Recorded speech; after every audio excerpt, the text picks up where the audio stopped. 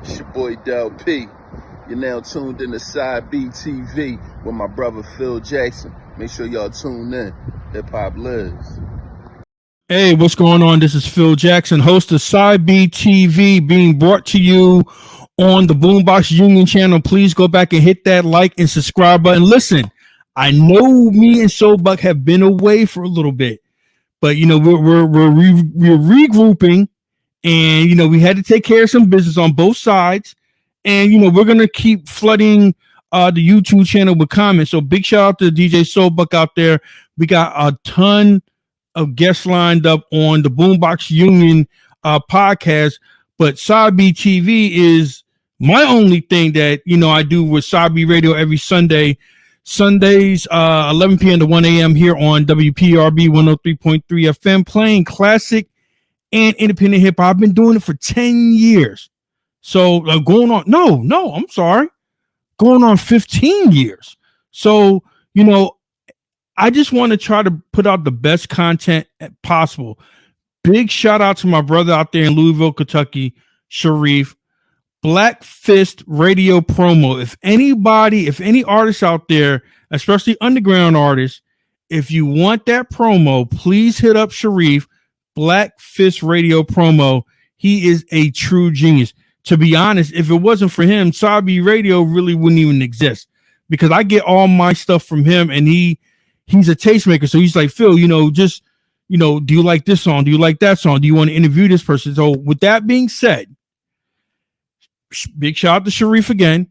He set up this interview for me, and it is a special interview.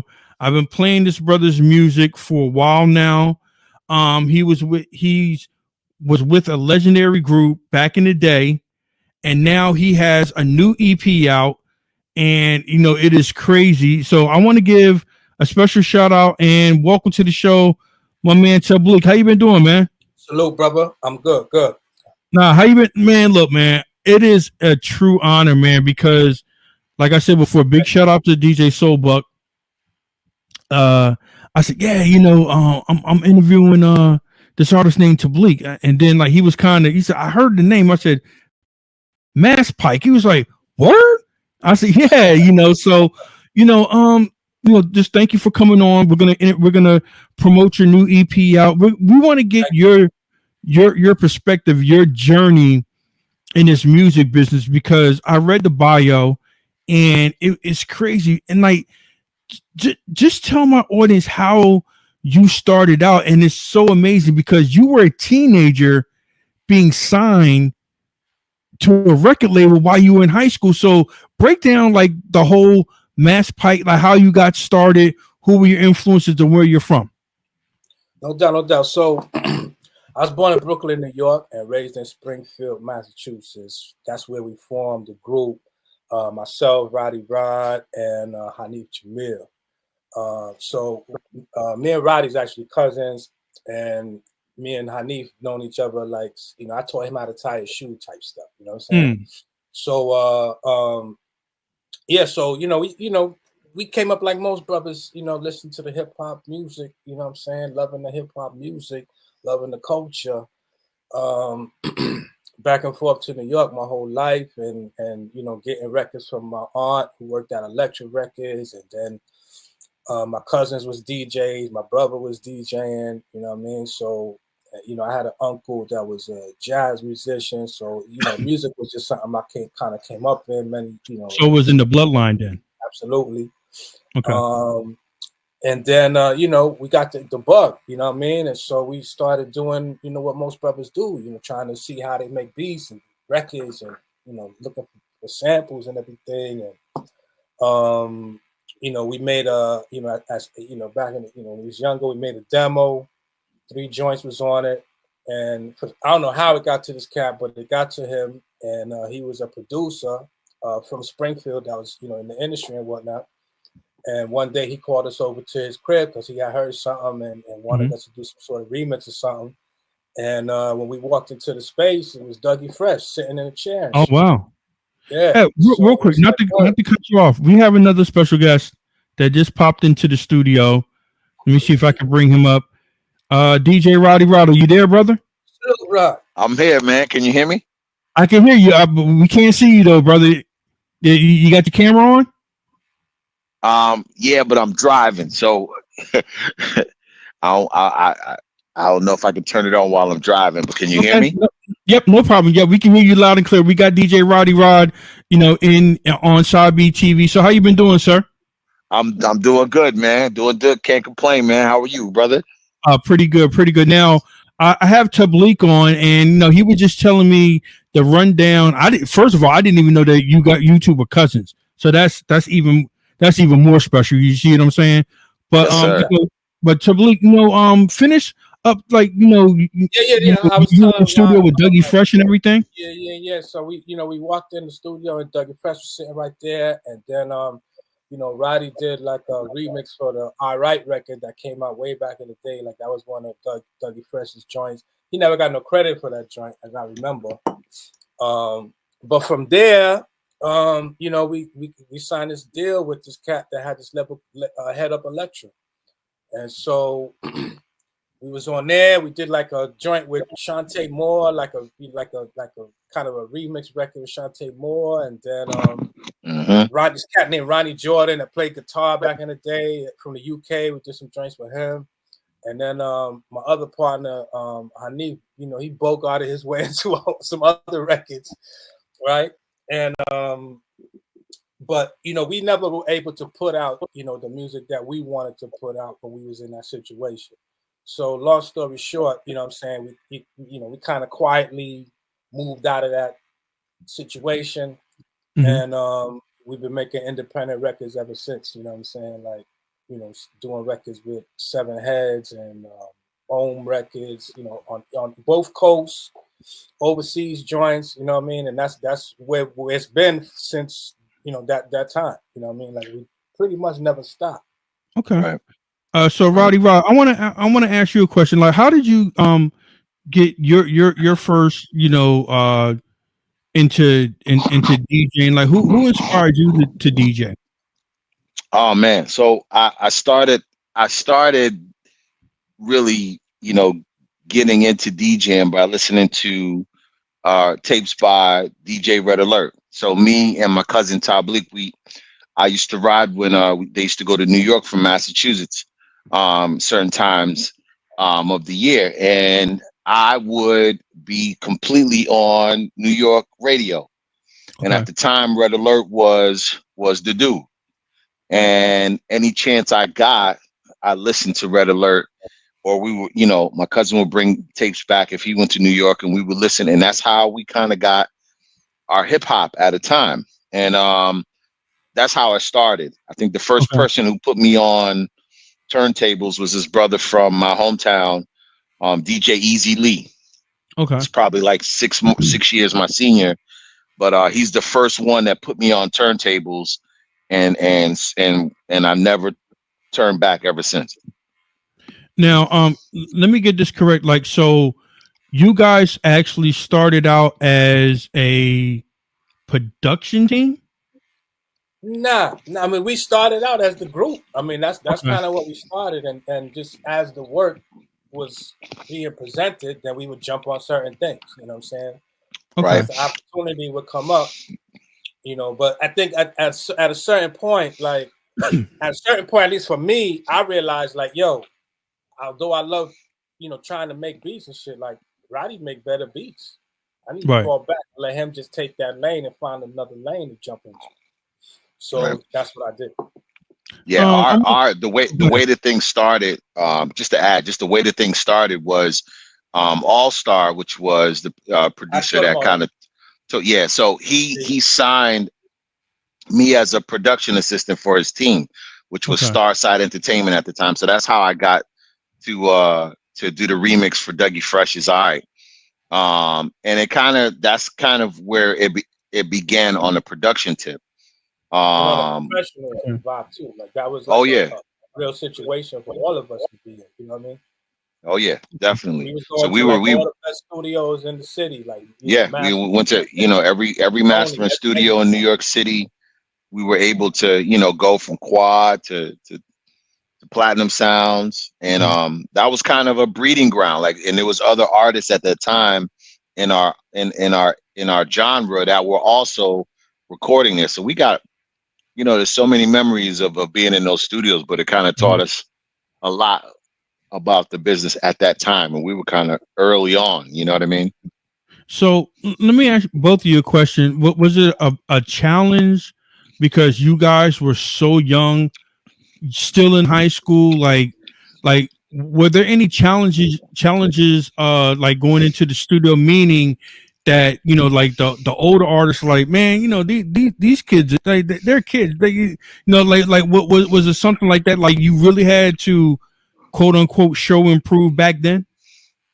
I think I'm gonna jump on. I'm sure Roddy got his insight too, but I'm gonna just say, like, I didn't experience that. People respected what we were doing, and the only thing that didn't really work for us, or work for me, and eventually, that we all agreed, was that we weren't putting out our own stuff. Okay. You know what I mean? So that was the big, it was about 2 years, Rob, we was in that situation. Yep. About 2.5 years. Yep. Yeah, because Roddy had came back from Japan, and then we skated right through that situation. Actually, we went to Japan after, right? Correct. All right. So yeah, so we was in that situation. My memory is wild, but yeah. So yeah, So that was the issue for me, was just not being able to put out what we wanted to drop as we wanted to do it. You know what I'm saying? Yeah. There was so much more that needed to happen in order for records to come out. And we were like the third group. There was two groups ahead of us. One was an R&B group, and one was another rap group, and then there was us. So we were the three cats on this label. Okay. And and they were putting out some of their records, and we was like, yo, come on, man, like, you know what I'm saying? Like, what's going on here? We was able to get on some joints, but it wasn't, like I said, it wasn't our music. Okay. Yeah, it was and just to add a little bit on there, like, you got to understand the timeline. Like, during that time, hip hop was this new, especially in the 90s and in late 90s, it was very competitive because it was all these artists, but the nucleus was New York, and you had to kind of, like, not necessarily, do as everybody else does, but you had to be dope enough to be in the rankings of, like, all the underground stuff, because you had Stretch Armstrong and Bobbito, you had the Source magazine that was kind of pumping a lot of the underground hip hop and the reviews that people were looking at in our genre, and at that time you had to be a part of that era, and you had to be amongst, like, the great of MCs in that underground era. And then you had the aspect of the popularity MCs and groups, because of, this is when the Bad Boy era started to pop off. And this is when the Wu-Tang era started to pop off. There was a lot of things that were going on during that time. We was kind of right in the middle of it. Okay. So what time was, like, that was like mid 90s going on to the late 90s? I would say our yeah, but we were signed for 2 years, so I would say like from between 95 and 97. Okay. Yeah, that situation. And then because 90 between, like, starting like in 98, that's when we started, we was like, bump this, and we started doing our own thing. You know what I mean? Right. And you know what? I'm glad that you said 98, because it was still a great year, but you can tell the landscape of hip hop was changing from kind of boom bapish / underground going into mainstream. So, like, did the record label, like, before you got off the record label, did they try to say, hey, you need to sound like X, Y, and Z? Absolutely. Absolutely, they told us. Yeah. So the funny. Right. I'll just say this real quick, because it reminds me of this funny story. At the time, the producer that we were under, he was looking for a label logo design, and he ended up getting the same cats that designed the Bad Boy logo. And me and we all were like, man, why are you gonna get somebody to make the same thing that's out? But you got, like, he was getting from people that were in the business of, like, yeah, you had to be like this, and this was like the new wave. And you had to be very bold to not follow what everybody else was doing. Gotcha.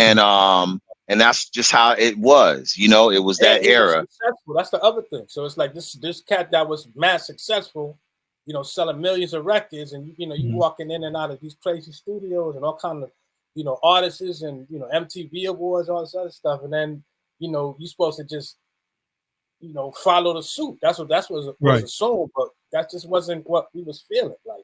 Got you. It just wasn't where we was at. Right. So was it difficult getting off the label? We quietly, I think, you know, he ended up, I'm not really sure what happened with him specifically regarding that situation, but we just kind of quietly just moved on. You know what I'm saying? Yeah, his expertise was more in the R&B, because he had so much success with SWV and the group Room Service that he did, and he did a lot of Brandy remixes, and he was in the remix game. Sylvia Rome from Electra was like one of his really good friends. So he had good coaching and coursing, but it was based more in the R&B realm. Gotcha. But you know, he didn't really know how to nurture like the underground realm. That's where we came in. So a lot of the stuff that we added to a lot of the stuff that he was doing, we added that kind of underground edge. I mean, many times where we would have music and then he would make something and it'd be kind of like on the same vein as what we were doing, and I'd be like, okay, you know, but that was an understanding that we were the young edge, and that's what he wanted around him to be creative. Gotcha. You know what it almost seems like? It almost seems like that he had you guys around and he really respected what you guys did, but he really didn't know how to per se market it, because it was just change. Like the landscape was changing at that point, but you know, you still had underground shows that really pumped you guys' music. Now, did you start your own record label first, or did you jump to the independent side of a record label? We got into a situation where we was able to basically do our own label. Mm-hmm. You know what I mean? So we was able to press up our CDs. You know, we bought some vehicles and had them wrapped up and everything, and you know, we was on the road with it. You know what I mean? We would, you know, press up our own 12 inches and get them to the distributor type stuff. Like those were the days when you could press up your records, bring it to the distributor, and if they was messing with it, they'll cop like a 500 right there, boom. You know what I mean? 1,000. You know what I'm saying? Boom, right there. Yeah, big up to like a distribution deal, like on the spot type stuff. So I was gonna say big up to Wes Jackson and Seven Heads.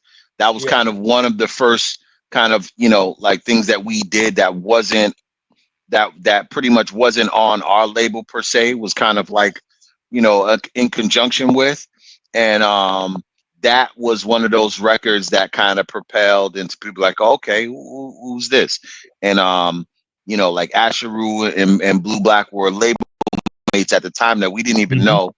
So funny that years later I end up in DC and befriending these brothers. Wow.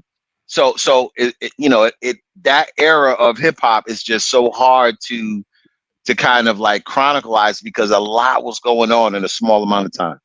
Oh, it was so much going on at that time. Yeah, it was so much great music coming out, and to be honest, you know, it was. Okay, real quick. The one thing I'm being a fan now. The one thing I used to love listening to underground radio shows. Back then, you had no internet, you had no social media. So when you heard something, you're like, yo, who the hell is that?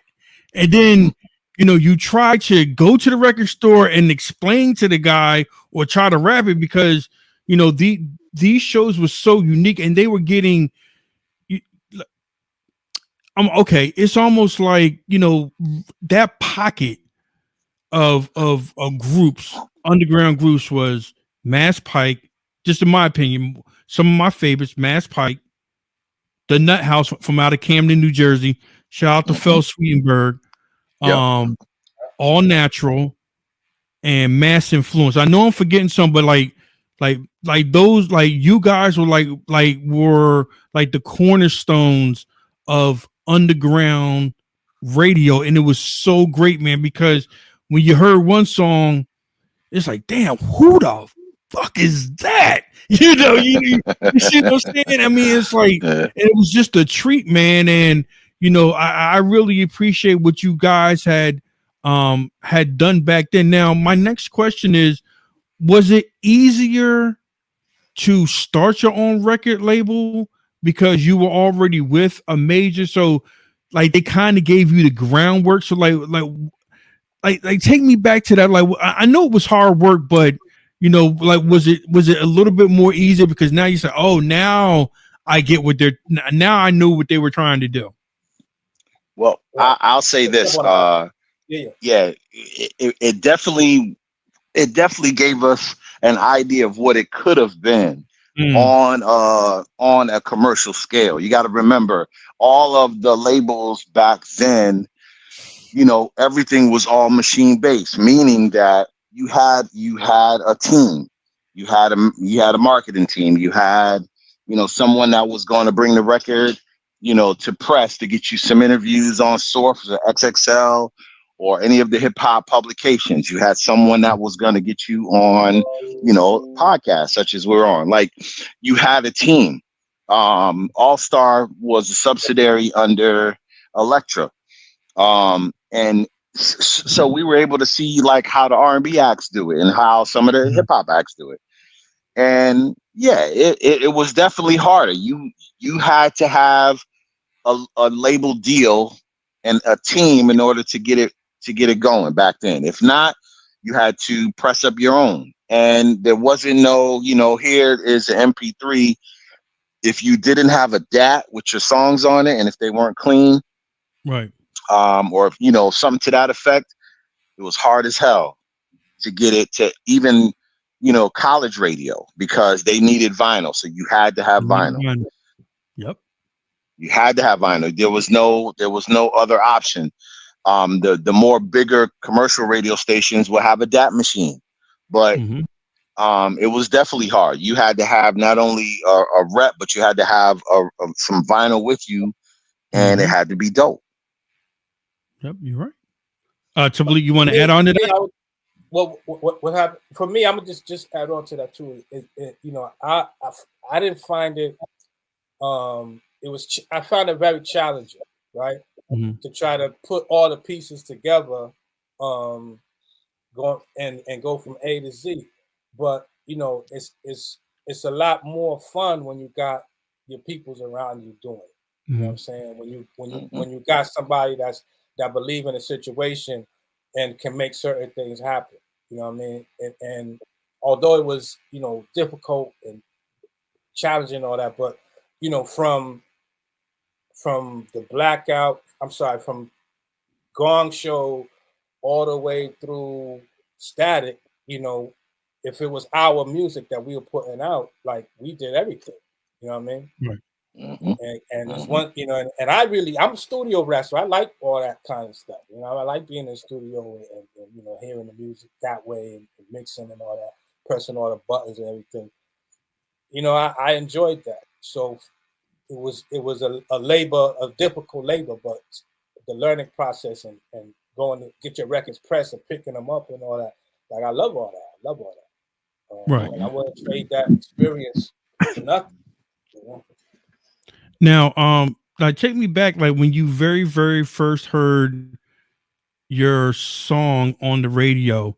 What song was it, and what underground show played it? Hold up, we will have to go back to the first record that we heard on the radio was on Hot 97 first was like starting in that time period, and it was playing the Shantae Moore remix. Yep. You know what I mean? Like that was like the first like time that we actually heard the music like that. So that was dope. You know what I mean? Like, we sitting outside blasting that record. We was in New Jersey, if I'm not mistaken, at that moment. Yep. So yep. that you feel like, all right, well, if we did that, we can keep going. Like, we thought we was about to get busy. You know what But then I think like as you know, when that experience and that thing was summed up, I think that the other stuff that really really inspired me was like the first time that we had went on Barbito show, and it was us and it was Planet Asia. Whew. And Roddy had hooked up with Planet Asia when he was in Japan, so they had already had a relationship. So when he was in New York and was doing a show with us, like we was already like clicked up because Roddy, he really worked with him a lot when he was in Japan one time. So it was just like that was just like a dope experience, and the interview was crazy. The beats that they played for us was dope. They hooked it up, so we was freestyling everything with Planet Asia. So that was my first other like real dope experience like on the radio. And you know what? I had to agree with you guys because if you're played on like back then, if you were played on Stretch and Barbito show, that was an official stamp right there, and it went. Of course, it was just in New York City, but it was New York City, though. you know what I mean? And everybody came through Stretch and Barbito. Yep, that's right. That meant everything at the time. That's what's up. And Pete Rock had a show too at that time with Future Flavors. Future Flavors, yeah, with Mo. So that was the other one. If he was on that, you know what I'm saying? Yes, like sir. That was. Yeah. No, that's and you know what? I'm gonna come back to Planet Asia in a minute because I'm glad that you brought that up. But so tell me about your stint on was it ABB Records? Like how was that? How was that stint on that record label? Go ahead, Ryan. I'll let you start. I'm gonna tell you that. I'm gonna tell you, our stint was similar to how Little Brother's stint was. And I'm not gonna hold anything back because I don't, Benny B didn't really know what he was doing with us, and I don't think he knew what he was doing with a lot of stuff. And I've talked to Fonte about this many times, and the same sentiments that we had to deal with, Little Brother had to deal with. And when me and Fonte talked, it was just like, word, y'all did that too? Y'all did that too and that too? Same thing, because we didn't really they probably got more support on it, but just on the back end, the deal didn't go well. And for us, Benny B didn't pretty much know what was going on per se with us. He was just, it was a business move. I'm pretty sure, the accolades for what we did was suffice. We didn't have, it was nothing on our end where, we were, worried about it. It was just at the time it was the Wild Wild West with the business, and labels were signing people left and right, but not every deal was a good deal. Yep. And so that's how that is. It was definitely a short stint. It wasn't nothing that I could say that, the only thing we learned a lot from was, man, you can be signed to a label, you can have all these things, but if nobody's gonna do nothing, then your shit will just sit. And a label is I'm sorry, I didn't mean to cut. And a label is just great. It's great. They'll sit there and you write your whole project off. They have the opportunity to do that. But on the expense of the artist, it's not really a good deal. And we weren't never curated or cultured to ABB. It was just like, okay, you guys got an album on here, and it's going to be dope, and then that was it. And the other thing, though, one of the things that made us want to do it was because of the people that was on the label. Exactly. So it's like, all right, so it's like, cool, we're going to get on this label. We're going to try to click up with these cats, see if we can get something popping. Was counting on them to make that introduction to facilitate that, because the records kind of came out around the same time. Yeah, gotcha. And so we was like, all right, bet if that's gonna be the case, like why wouldn't you put these things together and do something with them and see how it go as far as show and date wise? Like, why wouldn't they do that? To me, it was logical, and that's what kind of we were alluding to. That's what we understood what was supposed to take place, but it never materialized. And that was my biggest gripe with that situation. But they did put the record out. They got it to a lot of places. Big up to Walt 427, because that's the brother that He managed Planet Asia at the time. He also managed Mystic from the Bay, and he was an MC. He's an MC as well. But that's a good friend of mine who kind of walked that deal in, and so even the stuff that to this day, me and Wall are still cool to this day, and I talk to Wall on a regular basis, and we come to there's an understanding of how deals were back in the day, and compared to now, it's only a story that we can tell. Like deals aren't even, as they are now. So you can't even get no kind of situation like that now where they give you that kind of independence. Well, I ain't gonna talk about what you can't do because it really depends on what you negotiate. But, exactly. It seems like it's a lot. It's just not. That's not the kind of freedom that they want to give people no more. They want to sign. They want to take over your whole world. Damn near. Right. So, as an artist, how frustrating is that? And not even just especially if you're in a group, like how frustrating, like did that create friction within the group? Because, I could see like one person wanting to do the deal, because when you have a group, this is from my understanding, like everybody is going to be on the same page, but sometimes everybody's not on the same page. So like, was that the case with Masspyke? We never really had no outside issues that would cause us any kind of difficulties like that. Okay. It was mostly, mostly the things that we would struggle with would be just us when we was together talking smack. You know what I mean? Like, but nah, there wasn't no like outside, because we kind of knew what it was beforehand. We already went through what we went through, so we already knew. Like, plus couldn't nobody like penetrate that bubble like that we built for the crew and the cats that was around us. That we, that was all family, damn near. You know what I'm saying? Like cats that we grew up with. So like everybody else, you know what I mean? So it would have been, money never, it never played that much of a role in terms of splitting people up like that, at least with us. You know what I'm saying? It was more like just needing to be doing our own thing that is the kind of the reason for the long pause. Okay. Yep. So, well, so the artists that I play and that I have relationships with and do interviews with, they always say, yeah, I had to step back a little bit and take some time off and just rethink, like, do I still want to do this or do I don't want to do this? So was that the case with you, Roddy Rod, and Tableek? Like, did y'all like literally had to step away? And if you did, how long were you gone from music? Yo, it's so funny that you asked that, because I thought about that, but me and Tableek literally never stepped away from it.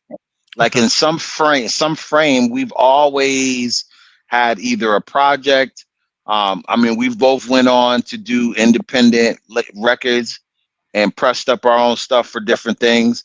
We always kept it going, and I mean, that's the beauty of like, not only us doing it, but also just still having the love, because I can't put it in any type of term of why people take breaks.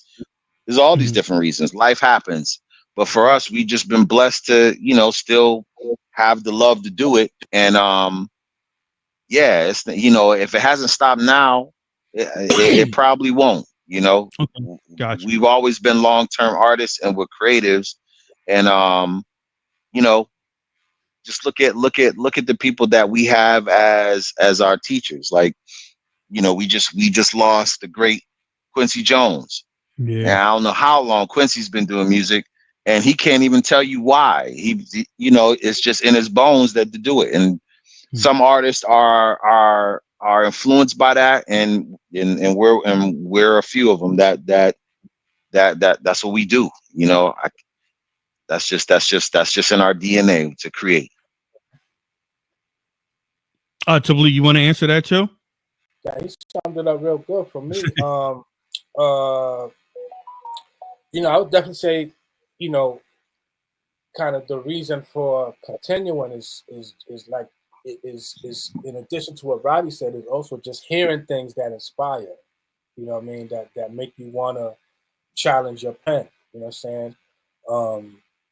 You know, I think money was never the main issue for me. It was important to try to get money to kind of continue the movement. But you know, I used to struggle with it. At times, whether or not does this are people listening? You know what I'm saying? So that's what kind of like I would question myself. But at a certain point, you just gotta be like, you know what, like if I like it, maybe other people might feel it too. That's what's up. So what so just go for it. Now, I'm glad like you guys mentioned Planet Asia. Shout out to Planet Asia, one of my favorite MCs. How refreshing is it that you still see your contemporaries still make music to this day? And does that really does that put a battery in you guys back, because like you see this guy still making music and this guy still making music? So like how much of a joy is that? And you could just tell the people that are making music, that made music back then to right now, it's just for the love of it. They love to do it. And their material, not saying that the material back then didn't sound that good, but today it sounds better because it's just like they're more seasoned. So like how refreshing is that? And you guys are like that too. The being in that group of still making music to this day and people still appreciating your music. Yo, I for one, it's dope because it just kind of confirms and laments that we are supposed to be doing this. Like if you think about all our jazz greats, and let's just say if they stopped, halfway through their lifespan, like what music we would have been lost out on if they didn't continue to pursue their music. Like, same thing. I keep bringing him up, but he just passed, the great Quincy Jones. He made Thriller at 49 years old. Yep. 49 is when he made Thriller, and so you got to put that in perspective of like, damn, yo, this is something that the age limitations. I don't know where it came from, but it doesn't happen to any other genre besides our hip hop music for some That's hip odd hop. reason. And there's a reason for that. You know what I'm saying? Like they I feel like they like most things, man, like there's a big target on the back of certain type of hip hop. There's a big target on the back of certain mentality in Black culture, and it's always been like that. And they do try to ostracize certain music. They do try to shut certain type of ideas down. They will sign people just to keep them away from the people. You know what I mean? So yeah, I mean everything Rock said was the facts right there. Sure. No, that's what's up. Now, fast forward, Inside Looking Out is out right now. Shout out to Sharif, for putting me back up on what you guys were doing. So, Tableek, tell me about how did you get the title name and and Roddy Rod producing the track. So like how did that all come about? Well, I've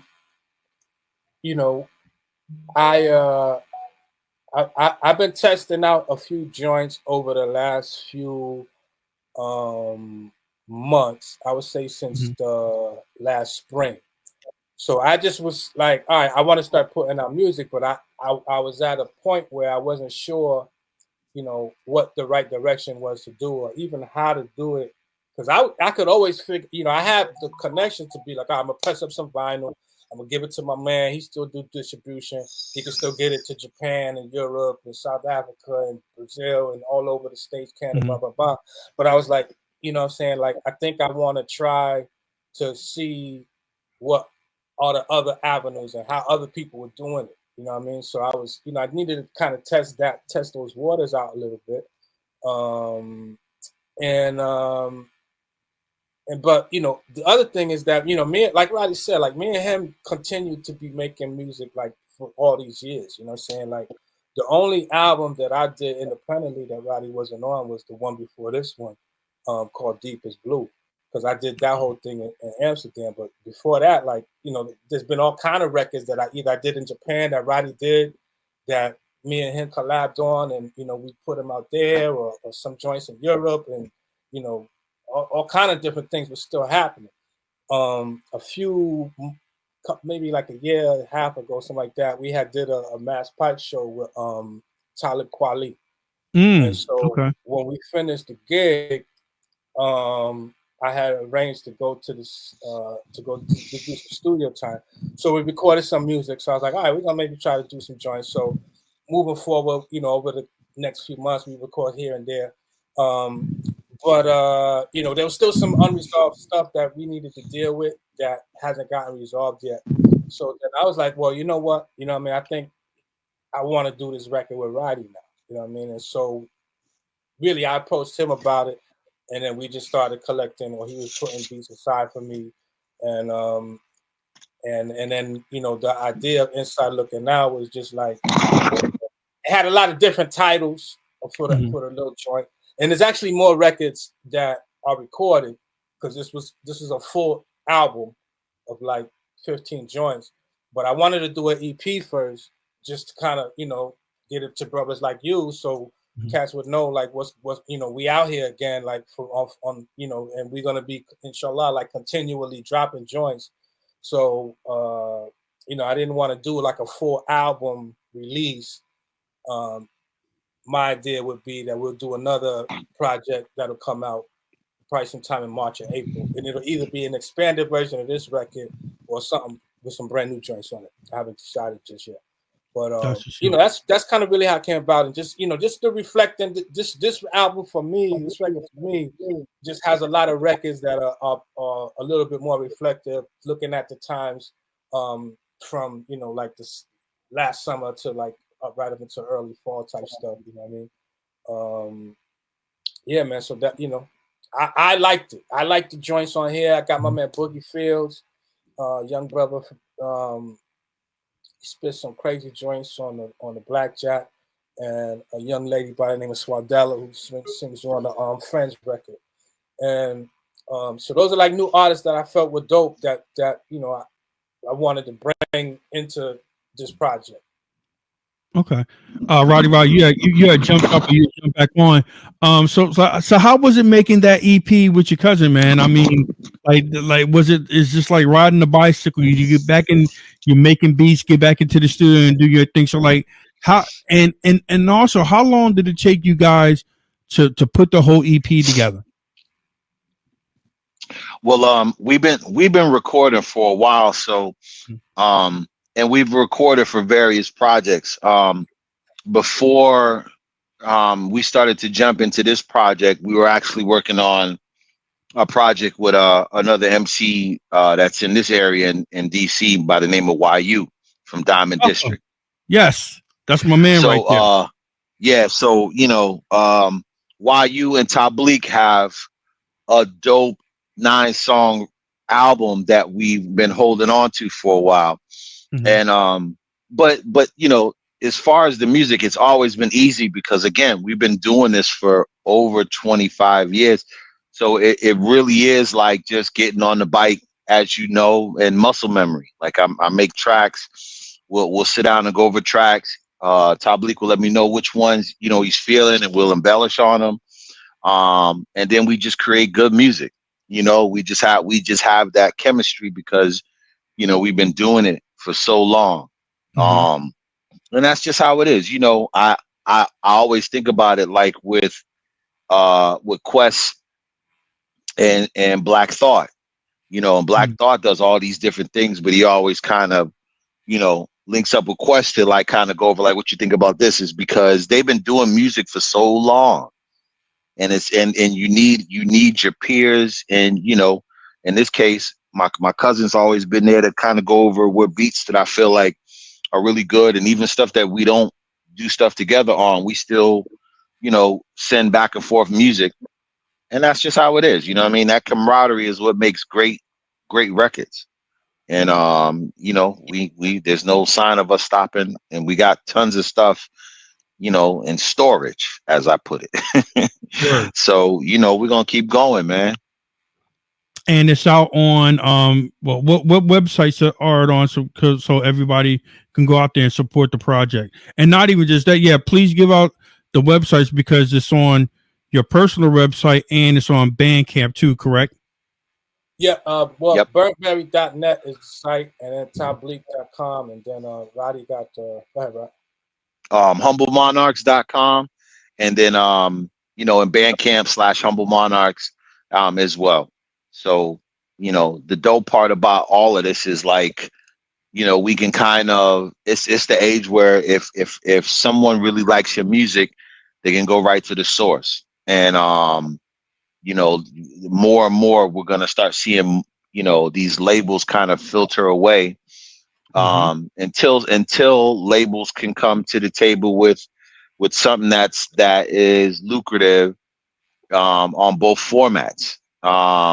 I'm starting to see a lot of artists now connect with visual artists, Yes. to kind of do that bond. So, we're kind of open. This music stuff is timeless, and we have, from our classic stuff to the new stuff that's coming to stuff that's unreleased. It's good. It's a good feeling to have, stuff on standby, and as any artist would, if you enjoy any artist, you know, the job is to create, and that's pretty much what we're here for, man, to create. No, that's what's up. Look, I went to the Bandcamp page, and let me tell you guys something out there listening to this interview right now. It has a ton of music up there, man. I'm telling you, and you will not be disappointed. Now, my final question is, because you did mention that you did a show with Talib Kweli as Masspyke as a group. Can we expect another Masspyke project coming soon? I don't know. It's possible. I don't know. We'll see. I don't know. It's very possible. We'll definitely see. I got joints right now that I put it like this. Like, if what I've been doing as we've been getting our paperwork in order with certain things, is kind of slowly putting out or making certain joints available that weren't available onto these pirate DSP, thieves, right? Mhm. Which is cool. It's whatever, you know what I mean. But I got a couple of. In fact, on the next the whatever the next project that I'm gonna put out in March or April, I probably will put at least one joint that we got Okay. on a new record. So you're definitely gonna hear something real soon. Okay. No, that's what's up. Definitely. You guys can give out all your media information, how people can link up with you, how people can support your projects if they want to collab with you. So I want to start with DJ Roddy Rod. Give out all your information right now.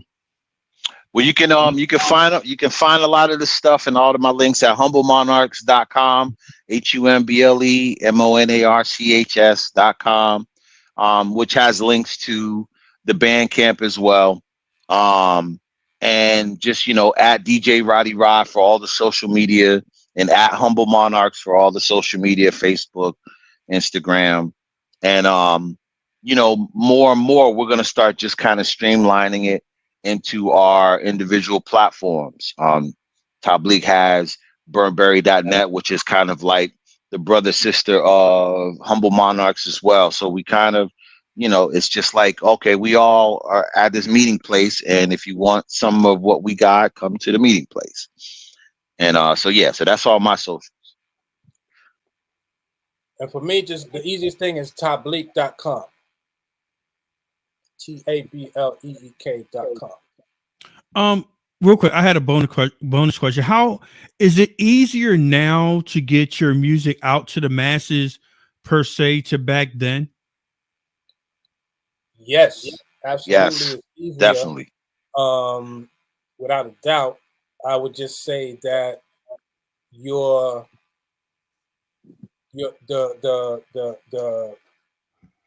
different ways to do it are super crowded because the threshold through which that you used to be able to have to meet to be able to put records out has been lowered to the point where like cats make beats on their phone, record the vocals on their phone, and then put the record out damn near the same day.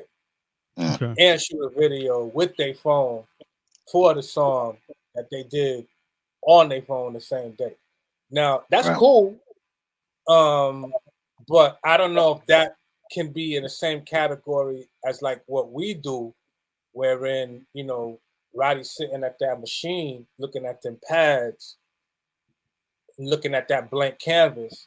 It's a different feeling. Sharing that with me taking that and expanding on it, writing to it, you know what I'm saying, taking time to make sure it sounds good, you know, listening to it in different spectral places and getting the sound where you like it, where you know if you play it, whether you're in a car, whether you're in a big ass club, it's gonna sound dope. Like I think there's a difference and there's a science to this other thing that, you know, really is not the same. You know what I'm saying? I'm not gonna say that somebody can't make something dope in that way with the phone, because you know, that's already been proven. You can make something dope with that. But I feel like that's, you know, there has to be some kind of separation at some point with what people are at, what the aesthetic and the way that people are creating. The same way that, you know, somebody could make a knife out of a piece of a branch, or somebody could spend a year cultivating iron to get it to this right temperature, to get it to the right strength, to get it to the right viscosity, to really create something real beautiful. Both can do the job of cutting, but one of them is an art and a skill, and the other is just like utility. You know what I mean? So yeah, I think on my end as a DJ, I've always had to search for good music, and if it resonated strong enough, I was gonna find it. And yeah, we got all this technology now. It's definitely easier to find music, but those guidelines are like strands of hair. There's millions of people that are making music and creating. But I say this all the time. I even say it, you know, even recently to my kids, like, if it's something that's really good, it's gonna resonate and it's gonna be heard. And that is synonymous with all the new acts that we hear. I was just telling somebody about Coast Contra, from the West Coast. Yes. Now, if I wasn't in the West Coast, would I be able to hear about Coast Contra? Maybe, maybe not. As a DJ, I would have believed that I would. But because the music is dope, and because they have something, there's like Tableek said, there's millions of videos, millions of artists coming out every day. But if it's good, it's going to cut through and make its way. And by the grace of the Most High, like, all our music has been still, you know, years later, we still are able to cut through and make a way. And I can only attain that to, you know, the God-given gift that we've been, you know, granted to be dope, and we're dope. So if your music is dope, it's gonna come out, and people are gonna hear it, and you just got to keep going. And I think people know the difference, if they're dope or not dope, if it's good or not good. Like, there's a lot of mediocrity out here, mediocre music out here. Like, if it's good, trust me, it's gonna. I've been surprised by so many people that are, you know, legends in my eyes, that end like, oh yeah, Masspyke. Or they'll say something about a record that I was a part of, and I'd be like, damn, how did you, you know? Well, I guess it got out. Yeah, and it ain't nothing but because it's good music. That's the bottom line. Absolutely. Hey, I have one more question. This is from a fan standpoint, because I like to ask, like, my artists this that I interview, you know, just to get their, you know, just to get, you know, a feel, but appreciation of the culture, not just of hip hop, but just of the culture. Do you feel as though, and both of you can answer this, do you feel as though that it's more appreciated overseas or in the United States? And where did you get the most love out of? I mean, for me, it's like I feel like at least anywhere that I've been in the United States, you're always gonna find pockets of places Yep. that are just gonna be dope. You know what I'm saying? Mhm. Like they just created they that particular place just created the right vibe where it's like this is just fly. I think generally, you know, there from what I've experienced is that the folks overseas do tend to be a little bit more appreciative of your existence because you are in their space. You traveled all the way from the United States and you're there. You know what I mean? And so people are gonna like they might be a little bit more into it. They might have researched you since you first came out and know all the details of your whole catalog and stuff that you don't even remember. That people come up to you and be like, "Oh, yo, I love that record you did with Scooby Booth," and you know you might not even remember that Right. record, but people be feeling things that you know you just be like, "Word, that's what it is." Um, you know, I just think that you know there's always gonna be pockets over here where people are real into certain things, but then you know, like a place like New York or Philly, like they done seen everything. Yep. Like it's really hard to like get people, or can be, to get people to, you know, kind of come out of their shell a little bit, just based on the fact that they done seen everything that you can possibly see being in the city, or being in Gotcha. Philly, or being in, you know, LA. But as Roddy said, like, you know, good joints, good music is gonna shine through, and if you know people gonna feel it, you know, they're gonna let you know. You know what I mean? So that's always been at least my experience in places I've been. Like, you know, you'd be surprised on who and you know or what it was that people really felt that made them want to come out to see you, but also tell you, like, yo, your record, I used to listen to it, boom, boom, or you know what I'm saying, like when I was trying to do, you know, so you get all kind of stories and like it's just dope, you know what I mean, and that happens on you know wherever I've been, no matter where I've been. That's been the experience that I've had. Got you. What about you, Roddy Rod? Like, where do you feel as though the more appreciation of the culture is it within the states or overseas? In my opinion, I say that I mean, I see the appreciation on both, but of course, like I said, same thing with Tableek said. Like when you visit a different place, and the same goes for here. When we have artists that come from London or Japan, and they come and rock in the United States, you know, people who know about them seem to have more love, and they come out for them, and it goes vice versa. So, you know, if you're a fan and you're in, you know, Berlin, and you have I've traveled with Kev Brown and Bahamadia and Master Ace, and the stuff that I've seen on tour, you can't replicate that in the States.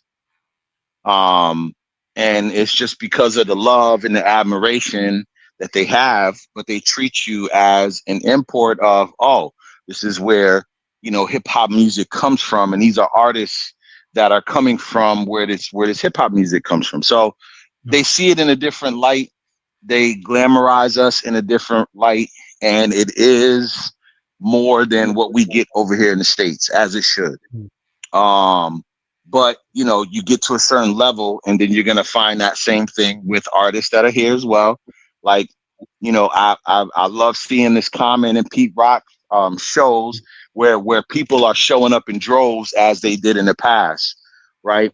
And that's dope. That's what we need. And but yeah, definitely overseas is definitely more love. We get more love and acceptance, but it's based off of, again, um, you got to have dope music, and you got to have, you know, I've seen shows overseas where they got booed because they, you know, they weren't up to par with what they're used to. And for some odd reason, when we go overseas, we have, you know, we turn it out, like we perform and trying to do our very best, and they appreciate that. Um, there's just a wider music appreciation overseas than it is in the United States. They take it for granted sometimes here, which it makes it disheartening. But nonetheless, it's still either way. It's beautiful to kind of witness if you get a chance to be someone that can tour. Not a lot of artists get to tour, so or even go on the road, or even get out of the United States to go overseas. I don't know how many artists that haven't left the United States that are prominent artists that we love here. So I it's a blessing. It's dope, and as long as we keep creating, we'll still be able to reap these blessings.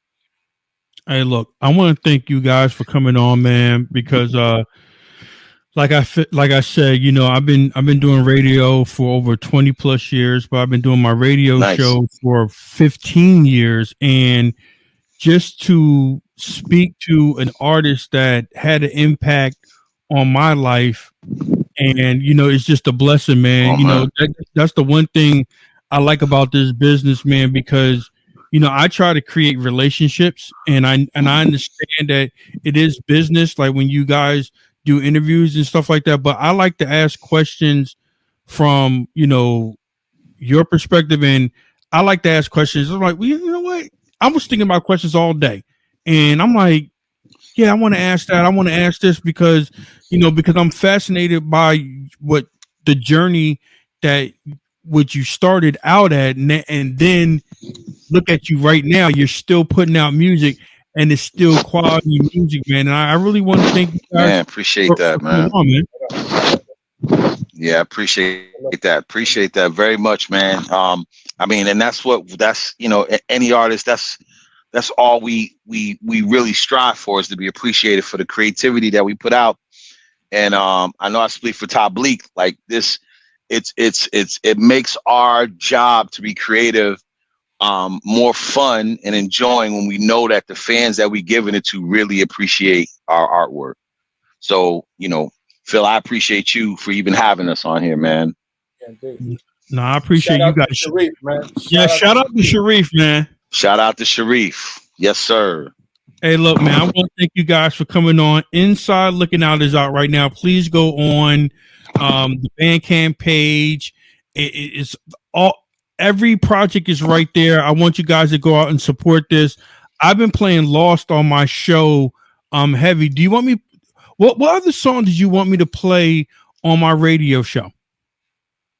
I mean, from that record, really, I mean, I think the next record that's, you know, that we want to kind of push from the record, from that EP that we shot the video for, is the Blackjack record. Yeah. Okay. Yeah. And then I think the thing that makes Blackjack dope is because we grabbed this this dope MC from our hometown named Boogie Fields. Okay. And he is extremely dope. He is so underrated. So you know, we were glad to kind of have him on this project. And yeah, the track is dope. We have fun making it. And I'm pretty sure you're gonna hear more from Boogie as well. But yeah, man, we just having fun out here, really doing good music and just having fun, man.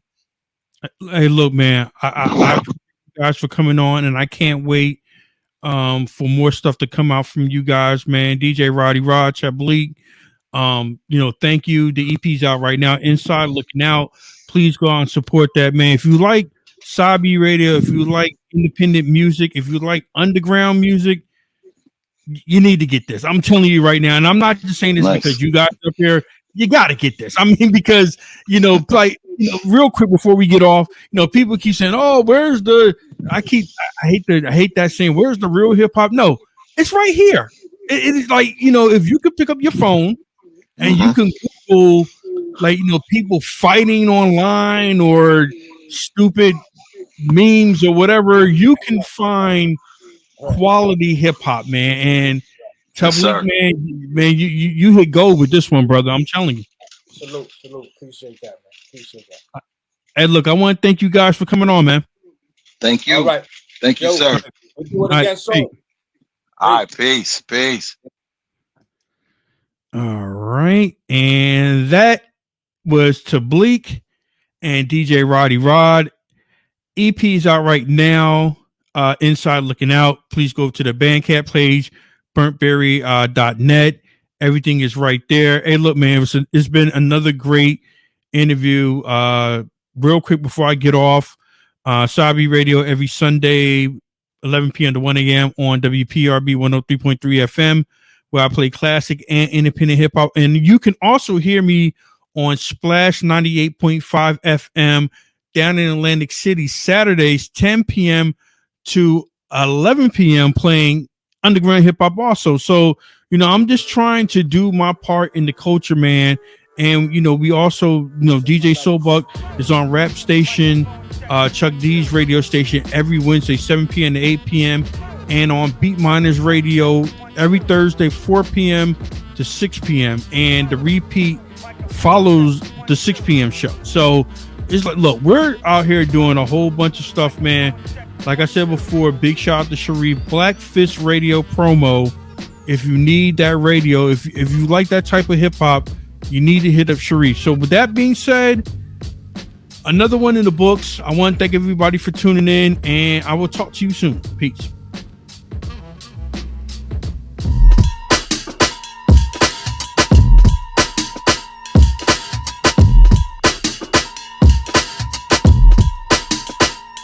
Put in the awkward position, a fortunate soul, hard-headed, speaking on things that should be vetted. The horrible thoughts of a pain that's bought. Didn't even use a fishnet for things I caught. Shout out to Josh for the pro tip. I ain't slipped since. With the Surah mind, I'm more convinced. But I was legally lost for the moment, owning the thought of metal slugs in the brains of opponents. Word to action, my madcap faction, Beretta, down for whatever, under the sweater. When I get close, it's gonna burn through they leather. I'm not a demon, but it's even Steven, so I unlock.